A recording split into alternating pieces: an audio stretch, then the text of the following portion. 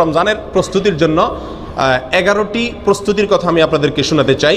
11টি tips দিতে চাই, যে টিপসগুলো আমাদেরকে সহায়তা করবে রমজান মাসকে সুন্দরভাবে কাটানোর জন্য। যেই উদ্দেশ্যে আল্লাহ তাআলা রমজান দিয়েছেন, যে উদ্দেশ্যে আল্লাহ তাআলা সিয়াম দিয়েছেন, তাকওয়ার পথে আমরা অগ্রসর হওয়ার জন্য এই 11টি পরামর্শ ইনশাআল্লাহ আমাদের কাজে আসবে। তার ভিতরে প্রথম হলো তওবা এবং ইস্তেগফার করা। কি করা ভাই? তওবা এবং ইস্তেগফার করা। কেউ যদি আল্লাহর কাঠগড়ার আসামি থাকেন, আগে থেকে তার নামে মামলা হয়ে থাকে, আগে থেকে তিনি দাগী আসামি হয়ে থাকেন, তাহলে নতুন করে আল্লাহর পক্ষ থেকে কোনো নেক আমলের তৌফিক তার জন্য পাওয়া একটু কঠিন।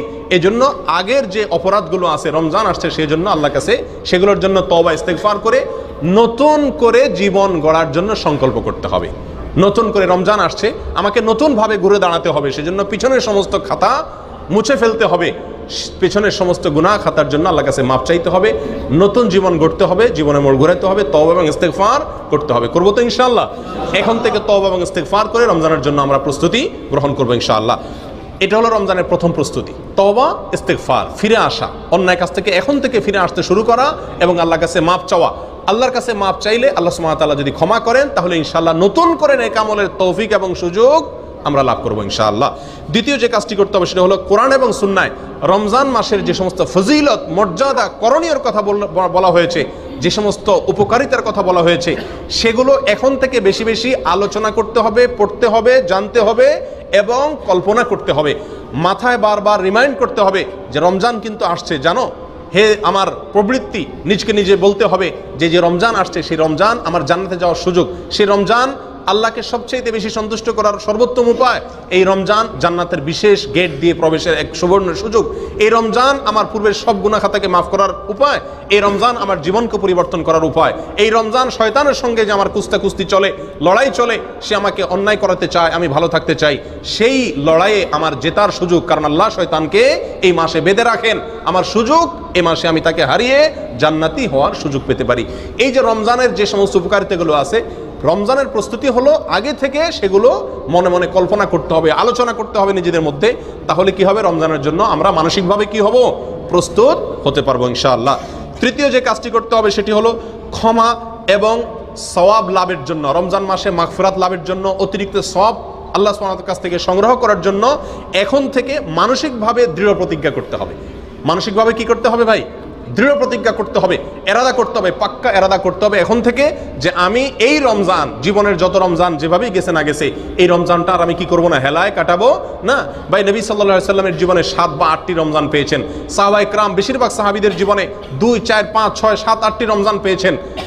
আমরা এক একজন আলহামদুলিল্লাহ জন্মসূত্রে মুসলিম, আমরা আলহামদুলিল্লাহ প্রাপ্তবয়স্ক হওয়া থেকে মৃত্যু পর্যন্ত রমজান পাচ্ছি, 30-40 বার জীবনে রমজান পাচ্ছি।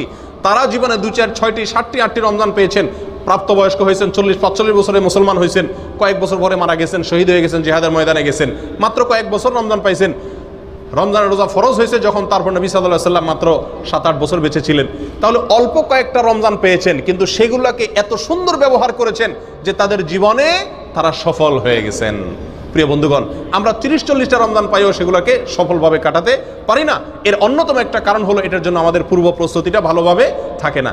অতএব প্রিয় বন্ধুগণ, রমজানের তৃতীয় প্রস্তুতি হলো আল্লাহর পক্ষ থেকে এই মাসের খায়ের, বরকত, ক্ষমা, মাগফিরাত এগুলো পাওয়ার জন্য মানসিকভাবে দৃঢ়ভাবে কি করতে হবে? পাক্কা ইচ্ছা এবং প্রতিজ্ঞা করতে হবে যে না, এই রমজানে আমার টাকা আসুক আর না আসুক, ব্যবসা হোক আর না হোক, অন্য কোনো দিক থেকে লাভ বা ক্ষতি যাই হোক না কেন, আমি প্রতিজ্ঞা করলাম এই রমজানটা আমি ব্যতিক্রম রমজান কাটাবো, এই রমজানে আমি আমার মালিককে খুশি করে ছাড়বো, এই রমজানে আমি আমার জাহান্নামের খাতায় নাম যদি লেখা হয়ে থাকে আল্লাহ না করুক কাটায় ছাড়বো, এই রমজানে আমি জান্নাতীদের খাতায় নাম লেখাইয়াই ছাড়বো ইনশাআল্লাহ। এজন্য প্রতিজ্ঞা করতে হবে। 4 নম্বর যে প্রস্তুতিটা নিতে হবে প্রিয় বন্ধুগণ, সেটা হলো এই রমজানের আগে গত বছর বা তার আগের জীবনের কোনো রমজানের রোজা যদি কাজা হয়ে থাকে, এই শাবান মাসের শেষ হতে না হতেই সেই রোজাগুলো আগে কি করতে হবে? রাখতে হবে।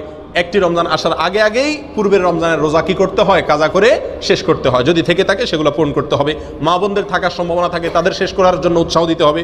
নিজেদের থাকলে কোনো অসুস্থতার কারণে বা কোনো কারণে যদি রমজানের রোজা বাদ যেয়ে থাকে, তাহলে এই রমজানের আগে আগে সেগুলো শেষ করতে হবে। এটা হলো 4 নম্বর প্রস্তুতি। নাম্বার 5, আল্লাহ সুবহানাহু ওয়া তাআলা সাধারণ যে ক্ষমা ঘোষণা করেন রমজান মাসে, ওয়ালিল্লাহি উতাকাউ মিনান নার, আল্লাহ সুবহানাহু ওয়া তাআলা রমজান মাসে বহু লোককে ক্ষমা করে দেন, বহু লোককে আল্লাহ তাআলা কি করেন? ক্ষমা করে দেন, মুক্ত করে দেন জাহান্নাম থেকে।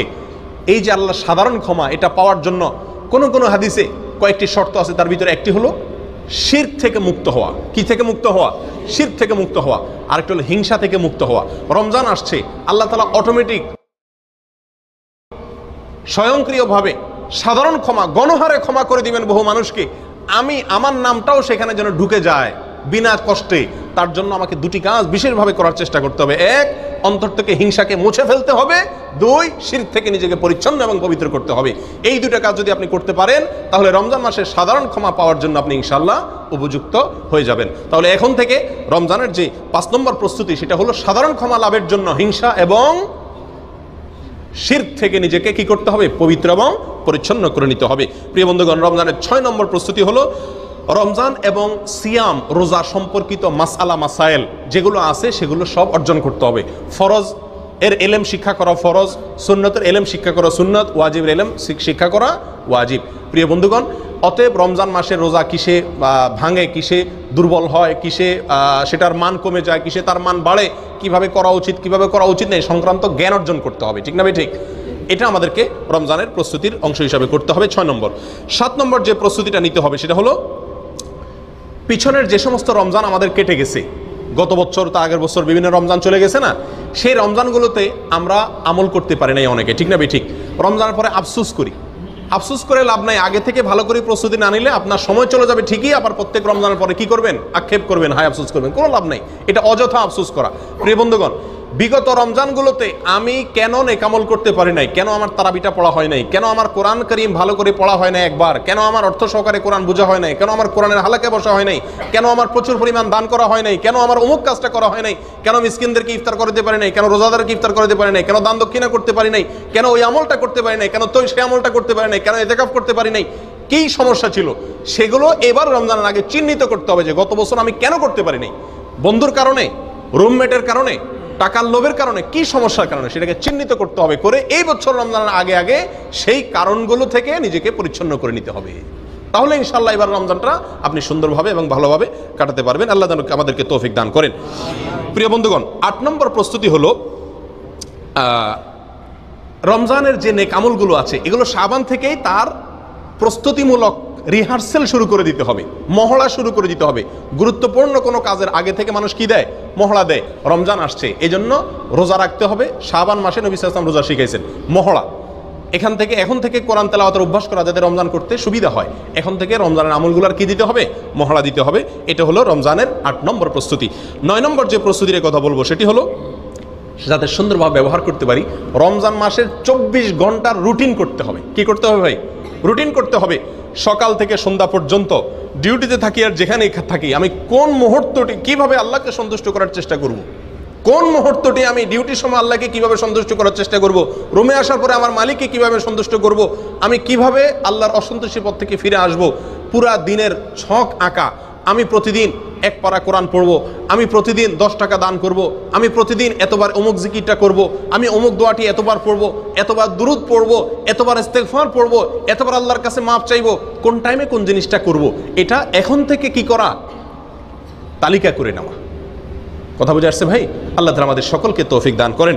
প্রিয় বন্ধুগণ, রমজানের শেষ 10 নম্বর যে প্রস্তুতি, রমজানের 10 নম্বর প্রস্তুতি হলো শুধুমাত্র হেলাল কমিটির দিকে চেয়ে থাকি আমরা শাবানের শেষ তারিখে যে রমজানের চাঁদ উঠছে কিনা। সবাই আজকাল এখন তো হেলাল কমিটিও না, মোবাইলের দিকে তাকায়, টেলিভিশন আর রেডিওর খবরের দিকে তাকায় যে চাঁদ ওঠার কোনো খবর আসছে কিনা। চাঁদ দেখার সুন্নতটা পৃথিবী থেকে বিদায় হওয়ার পথে। হেলাল কমিটির লোকজন, চাঁদ দেখা কমিটির লোকজন চাঁদ দেখবে, ঠিক আছে, কিন্তু আমাদেরও চাঁদ দেখার জন্য চেষ্টা করা উচিত। এই সুন্নতটা দুনিয়া থেকে বিদায় হয়ে গেছে। চাঁদ দেখার একটা দোয়া নবী সাল্লাল্লাহু আলাইহি ওয়াসাল্লাম শিক্ষা দিয়েছেন, আল্লাহুম্মা আহিল্লাহু আলাইনা বিল আমনি ওয়াল ঈমান ওয়াস সালামাতি ওয়াল ইসলাম। আল্লাহ নিরাপত্তা এবং শান্তি নিয়ে যেন এই চাঁদ আমাদের মাঝে আগমন করে, এই দোয়া নবী সাল্লাল্লাহু আলাইহি ওয়াসাল্লাম শিক্ষা দিয়েছেন।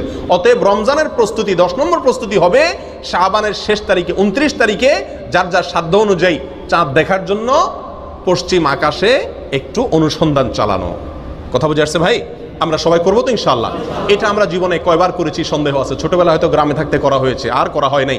চেষ্টা করতে হবে যেখানে থাকি আমি নিজে সাধ্য অনুযায়ী চাঁদটা দেখার চেষ্টা করব। যদি দেখলাম তাহলে দোয়াটা পড়ার সুযোগ পেয়ে গেলাম। 11 নম্বর সর্বশেষ রমজানের প্রস্তুতি হলো ভাই বেশি বেশি আল্লাহর কাছে দোয়া করা এখন থেকে। মালিক আমি যতই চেষ্টা করি তোমার তৌফিক না হলে কোনো ভালো কাজ করার তৌফিক হবে না। আল্লাহ রমজানে কত মানুষ সৌভাগ্যবানদের কাতারে নাম লেখাবে, আল্লাহ কত মানুষ ক্ষমাপ্রাপ্ত হয়ে যাবে, আল্লাহ কত মানুষ জান্নাতি হয়ে যাবে। মালিক, আমি যেন সেই সৌভাগ্যবানদের কাতারে হতে পারি, আল্লাহ তুমি একটু আমাকে তৌফিক দিও, সহজ করে দিও। এই জন্য এখন থেকে আল্লাহর কাছে কি চালাইতে হবে? দোয়া চালাইতে হবে। আল্লাহ আমাদের সকলকে তৌফিক দান করেন।